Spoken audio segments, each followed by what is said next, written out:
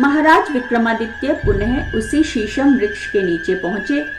वहां चिता की मटमैली रोशनी में उनकी नजर भूमि पर पड़े उस शव पर पड़ी जो धीरे धीरे कराह रहा था। उन्होंने शव को उठाकर कंधे पर डाला और चुपचाप उसे उठाए तेज गति से लौट पड़े। कुछ आगे चलने पर शव के अंदर से बेताल की आवाज आई, राजन, तुम अत्यंत अनुचित क्लेश में पड़ गए, अतः तुम्हारे मनोरंजन के लिए मैं एक कहानी सुनाता हूं। लो सुनो। यमुना के किनारे ब्रह्मस्थल नाम का एक स्थान है जो ब्राह्मणों को दान में मिला हुआ था। वहां वेदों का ज्ञाता अग्निस्वामी नाम का एक ब्राह्मण था। उसके यहाँ मंद्रावती नाम की एक अत्यंत रूपवती कन्या उत्पन्न हुई। जब वो कन्या युवती हुई तब 3 कान्यकुब्ज ब्राह्मण कुमार वहां आए जो समान भाव से समस्त गुणों से अलंकृत थे। उन तीनों ने ही उसके पिता से अपने लिए कन्या की याचना की, किंतु कन्या के पिता ने उनमें से किसी के भी साथ कन्या का विवाह करना स्वीकार नहीं किया, क्योंकि उसे भय हुआ कि ऐसा करने पर वो तीनों आपस में ही लड़ मरेंगे। इस तरह वो कन्या कुंवारी ही रही। वो तीनों ब्राह्मण कुमार भी चकोर का व्रत लेकर उसके मुखमंडल पर टकटकी लगाए रात दिन वहीं रहने लगे। एक बार मंद्रावती को अचानक दाह ज्वर हो गया और उसी अवस्था में उसकी मौत हो गई। उसके मर जाने पर तीनों ब्राह्मण कुमार शोक से बड़े विकल हुए और उसे सजा संवार कर श्मशान ले गए, जहां उसका दाह संस्कार किया गया। उनमें से एक ने वहीं अपनी एक छोटी सी मढ़ैया बना ली और मंद्रावती की चिता की भस्म अपने सिरहाने रखकर एवं भीख में प्राप्त अन्न पर निर्वाह करता हुआ वहीं रहने लगा। दूसरा उसकी अस्थियों की भस्म लेकर गंगा तट पर चला गया और तीसरा योगी बनकर देश देशांतरों के भ्रमण के लिए निकल पड़ा। योगी बना वो ब्राह्मण घूमता फिरता एक दिन वत्रोलक नाम के एक गांव में पहुंचा। वहां अतिथि के रूप में उसने एक ब्राह्मण के घर में प्रवेश किया। ब्राह्मण द्वारा सम्मानित होकर जब वो भोजन करने बैठा तो उसी समय एक बालक ने जोर जोर से रोना शुरू कर दिया। बहुत बहलाने समझाने पर भी जब बालक चुप न हुआ तो घर की मालकिन ने क्रुद्ध होकर उसे हाथों में उठाया और जलती हुई अग्नि में फेंक दिया। आग में गिरते ही कोमल शरीर वाला वो बालक जलकर राख हो गया।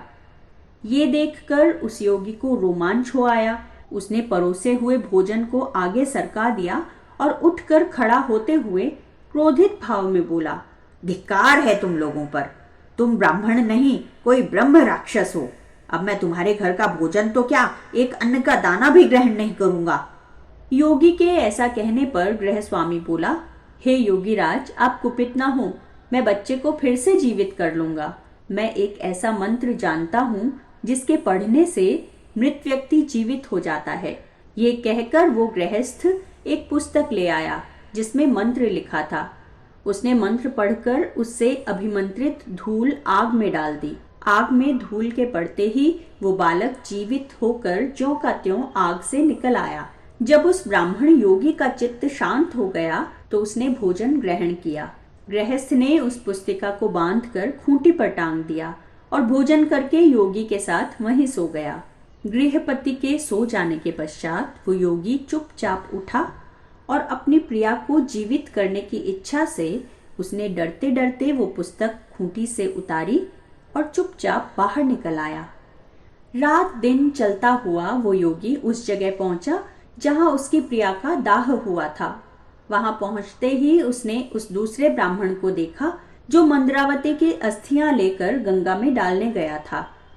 तब उस योगी ने उससे तथा उस पहले ब्राह्मण से जिसने वहां कुटिया बना ली थी और चिता भस्म से सेच रच रखी थी, कहा, तुम ये कुटिया यहाँ से हटा लो, जिससे मैं एक मंत्र शक्ति के द्वारा इस भस्म हुई मंद्रावती को जीवित करके उठा लूं। इस प्रकार उन्हें बहुत समझा बुझाकर उसने वो कुटिया उजाड़ डाली। तब वो योगी पुस्तक खोलकर मंत्र पढ़ने लगा।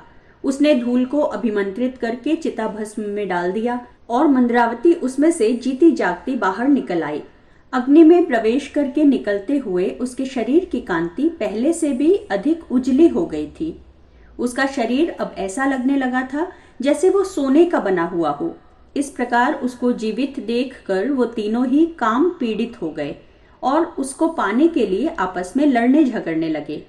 जिस योगी ने मंत्र से उसे जीवित किया था वो बोला कि वो स्त्री उसकी है, उसने उसे मंत्र तंत्र से प्राप्त किया है। दूसरे ने कहा कि तीर्थों के प्रभाव से मिली वो उसकी भार्या है। तीसरा बोला कि उसकी भस्म को रखकर अपनी तपस्या से उसने उसे जीवित किया है, अतः उस पर उसका ही अधिकार है। इतनी कहानी सुनाकर बेताल ने विक्रमादित्य से कहा, राजन, उनके इस विवाद का निर्णय करके तुम ठीक ठीक बताओ कि वो स्त्री किसकी होनी चाहिए। यदि तुम जानते हुए भी न बतला पाए तो तुम्हारा सिर फटकर अनेक टुकड़ों में बंट जाएगा। बेताल द्वारा कहे हुए शब्दों को सुनकर राजा विक्रमादित्य ने कहा, हे बेताल, जिस योगी ने कष्ट उठाकर भी मंत्र तंत्र से उसे जीवित किया वो तो उसका पिता हुआ। ऐसा काम करने के कारण उसे पति नहीं होना चाहिए, और जो ब्राह्मण उसकी अस्थियां गंगा में डाल आया था उसे स्वयं को उस स्त्री का पुत्र समझना चाहिए, किंतु जो उसकी भस्म की शैया पर आलिंगन करते हुए तपस्या करता रहा और श्मशान में ही बना रहा उसे ही उसका पति कहना चाहिए, क्योंकि गाढ़ी प्रीति वाले उस ब्राह्मण ने ही पति के समान आचरण किया था। तूने ठीक उत्तर दिया राजा, किंतु ऐसा करके तूने अपना मौन भंग कर दिया, इसलिए मैं तो वापस चला अपने स्थान पर। ये कहकर बेताल उसके कंधे से उतरकर लोप हो गया। राजा ने भिक्षु के पास ले जाने के लिए उसे फिर से पाने के लिए कमर कसी, क्योंकि धीर वृत्ति वाले लोग प्राण देकर भी अपने दिए हुए वचन की रक्षा करते हैं। तब राजा फिर से उसे स्थान की ओर लौट पड़ा जहां से वो शव को उतार कर लाया था। शीशम के वृक्ष पर चढ़कर विक्रमादित्य ने फिर बेताल को उतारा और उसे कंधे पर डालकर चुपचाप भिक्षु की ओर चल पड़ा। कुछ आगे चलने पर शव में बैठा बेताल फिर से बोला, राजन, रात के समय इस भयानक श्मशान में आते जाते तुम घबरा नहीं रहे हो? ये आश्चर्य की बात है। लो, तुम्हारे जी बहलाने के लिए मैं तुम्हें फिर से एक कथा सुनाता हूँ। पाटलिपुत्र नाम का एक जगत विख्यात नगर है। प्राचीन काल में वहां विक्रम केसरी नाम का एक राजा था, जिसके पास